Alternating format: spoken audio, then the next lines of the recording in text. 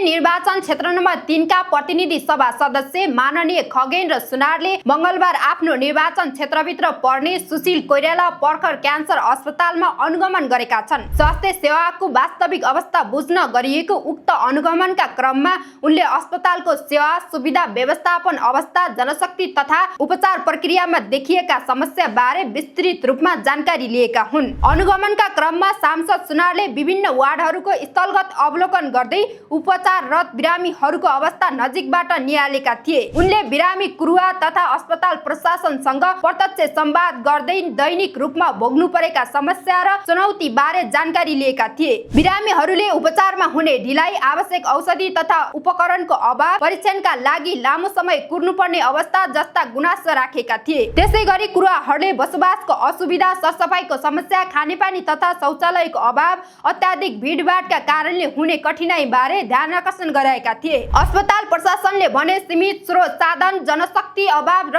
अत्याधिक बिरामी चापका कारण सेवा प्रवाहमा समस्या आएको जानकारी गराएको थियो। यी समस्याहरूको समाधानका लागि सांसद सुनारले सम्बन्धित निकायहरूसँग समन्वय गरी जनशक्ति व्यवस्थापन सुदृढ गर्ने, औषधि तथा उपकरणको आपूर्ति सहज बनाउने, सेवा प्रवाहलाई छिटो र प्रभावकारी बनाउने तथा बिरामी र कुरुवाका लागि आधारभूत सुविधा सुधार गर्ने प्रतिबद्धता व्यक्त गरेका छन्। अनुगमनपछि उनले क्यान्सर जस्तो गम्भीर रोगसँग जुधिरहेका बिरामीहरूले सहज, गुणस्तरीय र समयमै सेवा पाउनु पर्नेमा जोड दिँदै स्वास्थ्य सेवा सुधारका लागि निरन्तर अनुगमन र प्रभावकारी व्यवस्थापन आवश्यक रहेको बताएका छन्।